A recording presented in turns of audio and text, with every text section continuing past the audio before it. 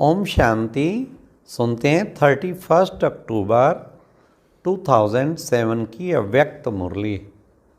आज की अव्यक्त मुरली का टाइटल है अपने श्रेष्ठ सम्मान के फकुर में रह असंभव को संभव करते बेफिक्र बादशाह बनो। आज की अव्यक्त मुरली में 4 क्वेश्चन। नंबर 1, प्रवृत्ति वाले बच्चे क्या चैलेंज करते हैं। नंबर 2, कौन से नशे निश्चय के कारण माया से बचे हुए हो। लास्ट, कौन सी 3 चीज़ें बच्चों को परेशान करती हैं। तो सुनते हैं प्यारे बाबा के 31 अक्टूबर की मुरली, 31 अक्टूबर 7 की मुरली के महावाक्य।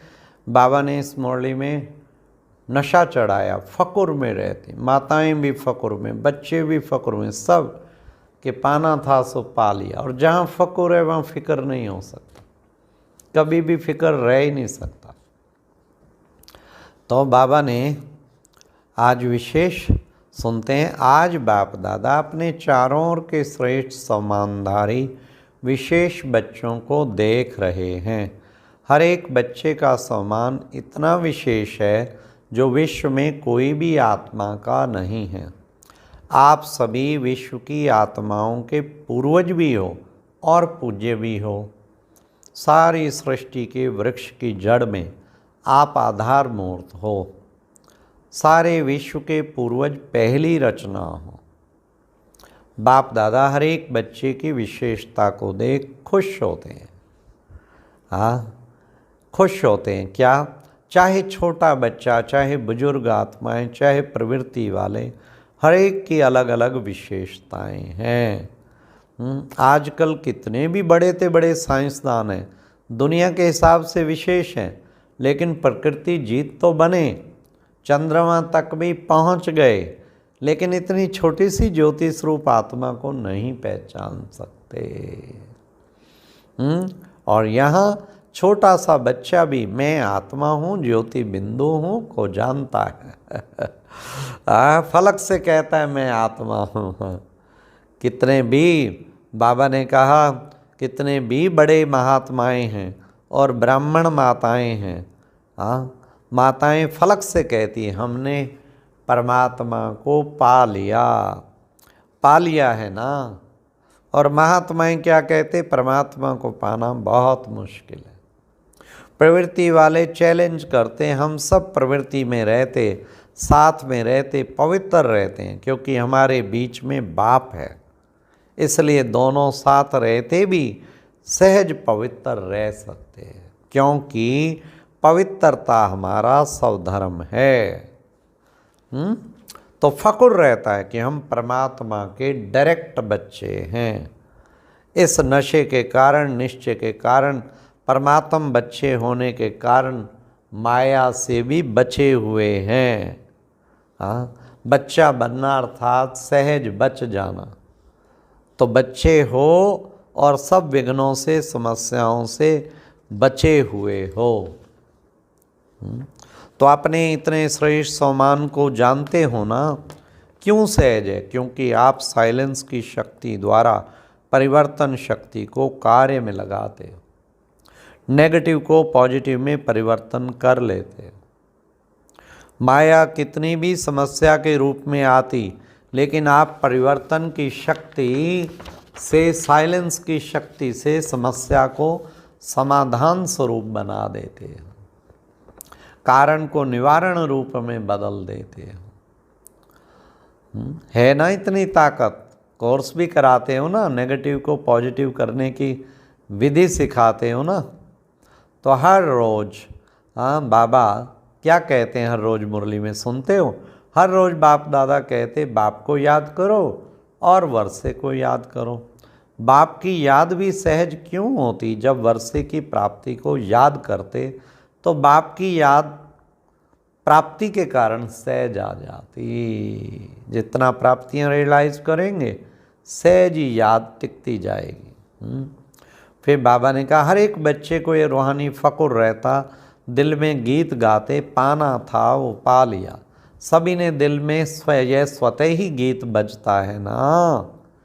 फ़कुर है ना, जितना इस फ़कुर में रहेंगे, फ़कुर की निशानी है बेफिक्र होंगे, फिर फिक्र कोई नहीं होगा।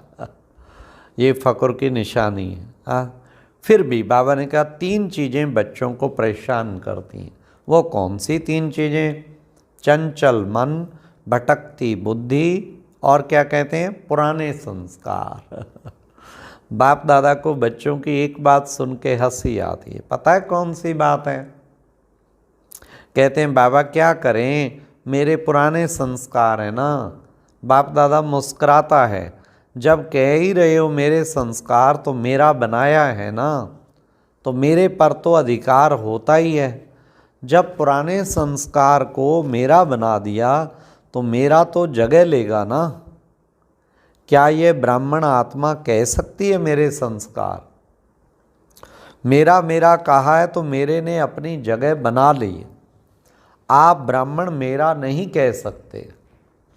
ये पास्ट जीवन के संस्कार हैं, शूद्र जीवन के संस्कार हैं, ब्राह्मण जीवन के नहीं हैं। तो मेरा मेरा कहा है तो वे भी मेरे अधिकार से बैठ गए। ब्राह्मण जीवन के श्रेष्ठ संस्कार जानते हो ना, और ये संस्कार जिनको आप पुराने कहते हो, ये भी पुराने नहीं हैं। आप श्रेष्ठ आत्माओं के पुराने ते पुराने संस्कार अनादि और आदि संस्कार हैं। यह तो द्वापर मध्य के संस्कार हैं। तो मध्य के संस्कार को समाप्त कर देना बाप की मदद से कोई मुश्किल नहीं है। होता क्या है कि समय पर बाप कंबाइंड है। उस कंबाइंड जान, कंबाइंड का अर्थ ही है समय पर सहयोगी। लेकिन समय पर सहयोग न लेने के कारण मध्य के संस्कार महान बन जाते हैं। बाप दादा जानते हैं कि सभी बच्चे बाप के प्यार के पात्र हैं, अधिकारी हैं। बाबा जानते हैं प्यार के कारण ही सभी पहुंच गए, चाहे विदेश से आए चाहे देश से आए, लेकिन सदा सभी परमात्म प्यार की आकर्षण से अपने घर पहुंच गए हैं। बाप दादा भी जानते हैं प्यार में मेजॉरिटी पास है, और विदेश से प्यार के प्लेन में पहुंच गए हैं। हाँ, बाबा कितना महिमा कर रहा है। बोलो सभी प्यार की डोर में बंधे हुए यहाँ पहुंच गए हो ना, पहुंच गए ना। तो बाबा ने कहा विशेष जो है बाप दादा यही चाहते हैं क्या, कि सब पूजनीय आत्माएं हैं। तो पूजनीय आत्माओं का विशेष लक्षण क्या है? लक्षण है दुआ देना ही है। तो आप सभी जानते हो कि आप सभी पूजनीय आत्माएं हो, तो ये दुआ देना, दुआ लेना अंडरस्टूड हो जाता है। तो पूज्य आत्माएं, आपका तो निजी संस्कार है दुआ देना, अनादि संस्कार है दुआ देना। जब आपके जड़ चित्र भी दुआ दे रहे हैं तो आप चैतन्य पूज्य आत्माएं दुआ देना, यह तो नेचुरल संस्कार है। इसको कहा जाता है मेरा संस्कार। मध्य द्वापर के संस्कार नेचुरल हो गया, नेचर हो गया। वास्तव में संस्कार दुआ देने का नेचुरल नेचर है। जब किसी को दुआ देते हो तो वह आत्मा कितनी खुश होती है, वह खुशी का वायुमंडल कितना सुखदायी होता है।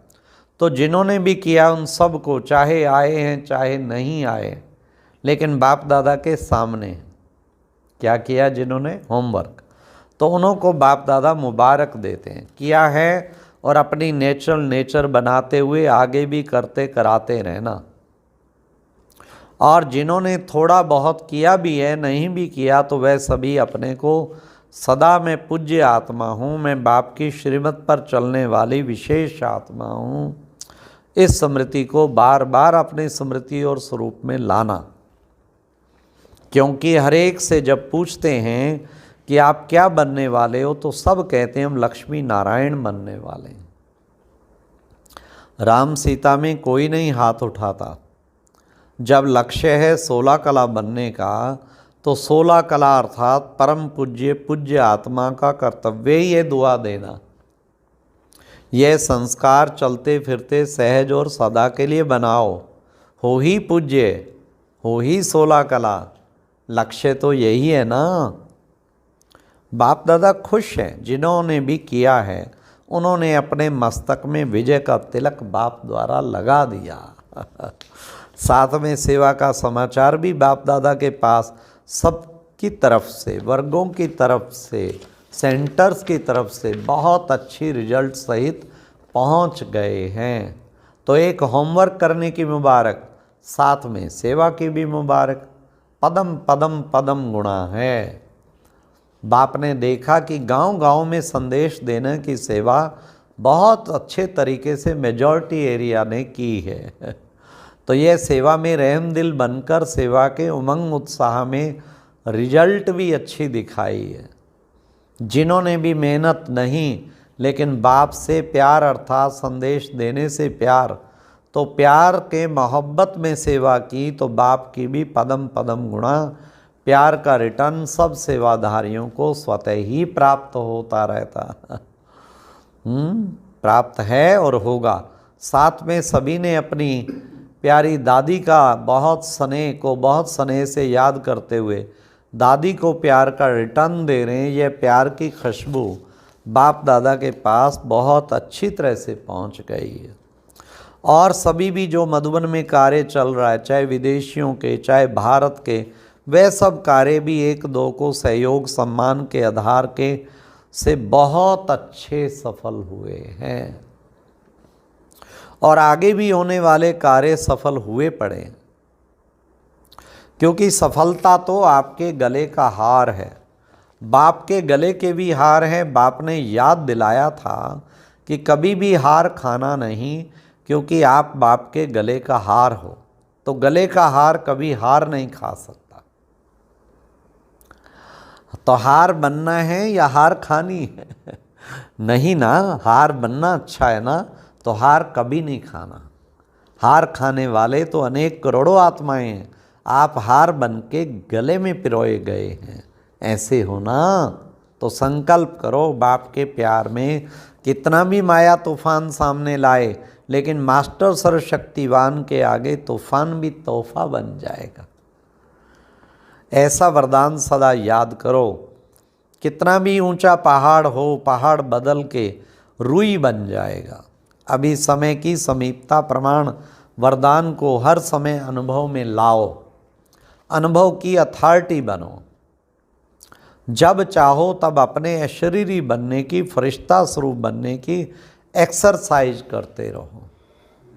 अभी अभी ब्राह्मण, अभी अभी फरिश्ता, अभी अभी अशरीरी चलते फिरते काम काज करते हुए भी 1 मिनट 2 मिनट निकाल अभ्यास करो। चेक करो, जो संकल्प किया वही स्वरूप अनुभव किया। अच्छा, चारों ओर के सदा श्रेष्ठ सम्मानधारी, सदा स्वयं को परम पूज्य पूर्वज अनुभव करने वाले, सदा अपने को हर सेकंड में अनुभवी स्वरूप बनाने वाले, सदा बाप के दिल तख्त नशीन, भ्रिकुटी के तख्त नशीन, सदा श्रेष्ठ स्थिति के अनुभवों में स्थित रहने वाले, चारों ओर के सभी बच्चों को याद प्यार और नमस्ते।